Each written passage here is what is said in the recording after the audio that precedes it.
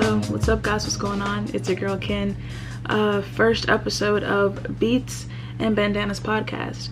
Yeah, we're doing a podcast now. We're bringing something different to this channel. If you are watching, thank you very much. And if you're listening through Soundcloud and iTunes, I appreciate y'all too. I used to have a podcast about a year ago with some friends, but now kind of taking it over, you feel me? Doing something by myself, solo dolo. And it's kind of weird, not even gonna flex. So let's just go ahead and get into this. There's a lot that I want to talk about, get off my chest. And I'm gonna be drinking some green tea from my Spider-Man cup, alright? Do not joan on me. This cup is amazing, alright? Delicious. Alright. So first I do want to talk about something that when it happened, I was, to say distraught is not even the word. And even now, with it being almost a week since this has happened, just talking about it, it still doesn't feel real. But of course, talking about an artist who impacted a lot of people who we grew up with, an artist from our generation, it's just crazy that he is gone. Crazy is not even the word, but Malcolm passed last Friday, and it was, I don't even know. That Friday was just, I don't know, it's crazy. I still am lost for words, honestly. I had just got my the Spider-Man game finished downloading after what felt like 500 light years, and I was ready to play it, ready to listen to a new album that had dropped that day, and my friend texted me, and it was, first off, I thought he was trying to be like joke around or something. I know who jokes about stuff like that, but I didn't believe it. And I went on Twitter, and there it was. Mac Miller dies at 26. Apparent drug overdose. And I don't know. It was, honestly, it killed my entire mood. That's what it did. It killed my entire mood. I had immediately called one of my close friends, Jonathan, because he had just purchased some tickets to go see him in November, I believe, because I got tickets to Astro World tour, and it just sucked because we were both saying how we wish we could go to both concerts. So I was the one going to Astro World, Jonathan was going to the swimming tour, and I don't know. So he was the first person I thought of to call. And he was just like, yo. And there was really nothing that you could say. Like, the tension, I can't even describe it. It was sad. It was like a heartbreaking type of feeling on the phone when you don't even know what to say to the other person. But that day, I was literally just blasting his music, laying in bed, had a candle lit like I do right now, and I was just chilling. And then later on, I talked to my friend Dylan. We were both just talking about, like, having a heart-to-heart, really, because that, unfortunately, deaths are the things that kind of make you really think about, oh my god, like, are my friends okay? Are certain family members okay? Because realistically speaking, you don't think about stuff like that on a daily basis. You don't really think to check on certain people. And that was a conversation that was really going widespread on Twitter. People saying, like, you know, because I was even one of them, like, you know, just keep the lines of communication open if you can, because you just never know. And there were other people saying similar things, of course, and some responding to some of those tweets saying, if you know you're not the kind of friend to actually want to talk to your friend about their problem, then don't sit here and make tweets like that. And honestly, I can definitely agree with that viewpoint. Because I'm not that kind of friend. I actually do, like, you know, if you're going through something, we're gonna sit here and talk about it. I don't ever say things like, oh, that sucks, and then keep it moving. You know, we actually talk about it. But you do have some people like that, that will be the first ones to say, oh guys, be sure to check on your friends all the time. You never really know what they're going through. But then when someone comes to them, they just say, oh man, I'm sorry to hear that, and then keeps it moving. So I mean, that's definitely something to be mindful about. But yeah, I listened to him since high school, so it felt really personal. It felt like losing someone that you knew. And I thought about X and his passing for sure, because although I had listened to some of his music, I didn't like start listening to him when he first came out, and his fan base was destroyed when his death was announced. And it was a relatable feeling when hearing about Mac, because the X situation made me sad because of how young he was. It was just such a sad situation to me. And same thing with Mac. 26. You haven't even lived half of your life, and then you're just gone. But the one thing that was really refreshing was just knowing how many lives he has touched and how many people loved Mac, you know? Because from the internet, John Mayer, Wiz, these different artists from different genres all connected with the memories of Mac. And it was really touching, honestly. Being able to see like these videos and stuff of him just having good times with certain people, and it's just really crazy. And Swimming, if you haven't heard the album, definitely listen to it. Had a lot of messages in there, and just a lot of him saying how he was taking care of himself, and it seemed like he was doing better for himself. But at the end of the day, you never really know what someone's going through, and sometimes some battles are bigger than yourself, unfortunately. That also brings me to Ariana Grande. I have never, I mean, I see stuff that makes me just like ashamed to walk the earth with certain people, but this right here, to literally be seeing so many people blaming this girl for his death, is beyond me. It is beyond me. The mass number of people who agree that she's responsible is beyond me. And I don't get it. It's a thought that I didn't even think I would have to fathom, to be honest with you. It's what? For you to sit there and honestly get your phone, computer, whatever, you pick up a device that you shouldn't even own, and to type something like that, a sentence with her name followed with killed Mac, you proofread it and then you post it, really concerns me for the state of mankind, to be honest with you. Because how? And I've even seen some leading up to this point, because like I said, it's almost been a week since his passing. I've seen stuff that said, you know, at this point, I think we should stop blaming her. You shouldn't have started to begin with. How about that? Let's start there. And I don't understand it.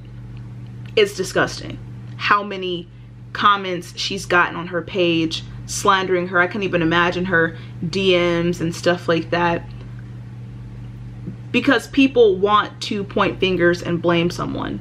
At the end of the day, as brutal and blunt as it sounds, you're responsible for your own actions. Unfortunately, that's just how it is. And as much as we're gonna miss Mac, for the ones that, you know, listened to him and followed with him over the years, that's just what it was. And no one should feel comfortable or feel like it's a justified reason to blame this girl for his death. It's not okay. Period. Period. Are we on the same page? Cool. And also with these tabloids and stuff like that, it was really annoying to see how the media was just taking advantage of the situation, referring to Ariana's ex-boyfriend, or using it to talk about their timeline of dating and stuff like that. Like, please, it's sick, dude. Like, just, I don't understand. Do you lose all of your ethics and morals and compassion as a human being when you work in journalism? I can't believe you lose all of it. Are you willing to just do anything for a couple of retweets and likes and shares? I don't understand it, and maybe I never will. But yeah. But now we're going to transition into a lot of the artists who paid their respects to Mac, which was really cool to see. Really, really cool to see, especially the ones that dedicated their concerts to him, like G-Eazy, Gambino, J. Cole, just to name a few, and also Drake. And I think the concert that Drake talked about Mac was also the same one where he brought out Meek, which was also something I wanted to talk about, because, you know, they reconciled their differences and whatnot. And, you know, it's been like 3 years. I think about 3 years since we were given some of the most lit diss tracks in a minute, okay, from Drake. And hey, you know, Meek did his thing too, all right? He did a little something. But yeah, it was really cool to see them finally kind of like squash their beef, because I mean, honestly and truly, I stopped keeping up with it. I don't keep up with beef and the drama and stuff like that between these celebrities. It's just something I don't care about for a long period of time. But this kind of leaves a question for me in a way. If he's gonna ever squash stuff with Pusha and Kanye, because, you know, Kanye did that whole public apology and stuff like that. I think with a couple of tweets. I didn't read all of those. I'm just like, all right, fam, you got it. You got it. But hey, I mean, can you blame Drake if he doesn't want to patch things up with Kanye? I don't know. We only know what we see and what we hear, but we do not know the behind the scenes of it all. Only they do. So if he doesn't, then he doesn't. Life goes on at the end of the day. So now I'm going to test out something. This is just a temporary name for this little segment of the podcast, but right now it's called 2 minutes max, which means I'm only devoting 2 minutes to talking about something that I could really care less about, but there's just some things about it that I can just go on a mini rant about. And I got my timer right here, so I'm not lying to y'all. When it goes off, we stopping, we moving on to the next thing. So 2 minutes max on Cardi B and Nicki Minaj. It was such an avoidable situation what happened at a New York Fashion Week. When I first saw the tweet about it, I could have cared less, honestly. But since then, it's just been so dragged out. And I just feel like, sis, where was your PR team? Do they just want you to fail? Where was your team? Because I'm sure your team knows more about how you feel about this particular artist than a lot of us out here. They should have kept you guys separated. I mean, yes, these are events that can build your reputation in your career, but seriously, it just could have been avoided in my eyes. And for all this stuff to be dragged out, like I said, all over social media, I'm sure y'all have each other's numbers. Please, if y'all care that much, just talk about it amongst yourselves. That's the key thing here. I like the both of them for, you know, my own reasons and everything like that. But this right here, I'm over it. I'm over it. Can we just move on? That's really all I have to say. Yeah, maybe 2 minutes was too long, honestly. I still got another 40-something seconds left, and I can't think of anything else to say about it. What else could I say? Maybe it should be 1 minute max. Yeah, probably so. All right, I can stop the timer now. I didn't think I was gonna be able to, like, you know, condense it to being that short of a thing. All right, next, let's talk albums. Last Friday, Suicide Boys dropped their albums, I Wanna Die in New Orleans. I have not listened to it yet. I'm going to listen to it very, very soon.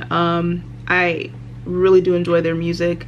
It's just the production, it's so dope. I can't even think of a different way to describe it, and it switches up, really diverse music they give you, and I really want to listen to the album because I've heard a lot about it, like through Twitter and stuff like that. People say it's really good, suggesting people to listen to it, so I'm gonna get on it. Don't worry, I'm gonna get on it. And then we have someone who decides he wants to drop an album after 2 years. Ricardo, aka Black. Thank you. Jesus. East Atlanta Love Letters coming out Friday. I can't wait. All right, his music, bruh, help. It's good. All right, it's good. It gets you in your feels. It makes you think about things with the most like chillest vibe ever. I don't, how else can you explain his like, ugh. I struggle to express my feelings when my brain is like overwhelmed with certain thoughts, and all I can think is his music is good and I like it, and I'm really excited for the album. Definitely gonna be listening to that as soon as it drops. The track list featured people like Future, J. Cole, Offset, Khalid, and I'm really looking forward to the J. Cole track. Honestly, I think that's just gonna be gold, to be honest. So there's that one. And then my boys, freaking Brockhampton, they playing games that I don't want to play. They're supposed to be dropping Iridescence this month. They have to. The tour starts in October. I'm going to the concert on the 14th. And my boys, I need the album. Listen to me. I need the album. Is that some ASMR right there? No? Okay. But yeah, I don't know what they're doing. They're playing around. They're playing games. And they actually released a trailer today for The Longest Summer in America, which is, I don't know. I'm excited. Oh, I'm going to see that too next Thursday. But they had stuff with Amir in there. It was an emotional trailer because a lot has happened for them really in the past year, and a lot of changes, abrupt changes, things that were just really disruptive, but regardless they kept going, which is really cool, really commendable as well. But yeah, so I just need to know what y'all doing. That's it. I mean, y'all can DM me about it, y'all can text me, call me, fly me out to London. I'd love to see that studio that you've been recording the album at. But I mean, I'm flexible, you feel me? It ain't no problem. It ain't no problem. But yeah, that was faster than I thought, to be honest with you. I think I've said to be honest with you a lot of times, but what I want to strive to do with these episodes, if you guys have liked them, I hope you did, but what I want to do is leave you guys with something that you can just take with you. Doesn't have to be anything super deep, but I want to leave you with just a little part of a song, and you're gonna hear it coming up as I conclude. But as always, you guys, stay safe in these streets, and hopefully I will see you again and talk to you again in the next episode. If you guys liked this one, please let me know. For anyone watching the video, give this a thumbs up and subscribe. It's one of the day ones. We're growing every day, and I appreciate y'all so much for that. For those listening on SoundCloud and iTunes, just subscribe and follow to keep updated with any new releases. That was the first episode of Beats and Bandanas, and I hope you guys enjoyed it. Shout out to Paul for helping me out with that name, actually. So yeah, you guys, I'll catch you on the next one. No matter where life takes me, find me with a smile. Be soon to be happy, don't be laughing like a child. I never thought like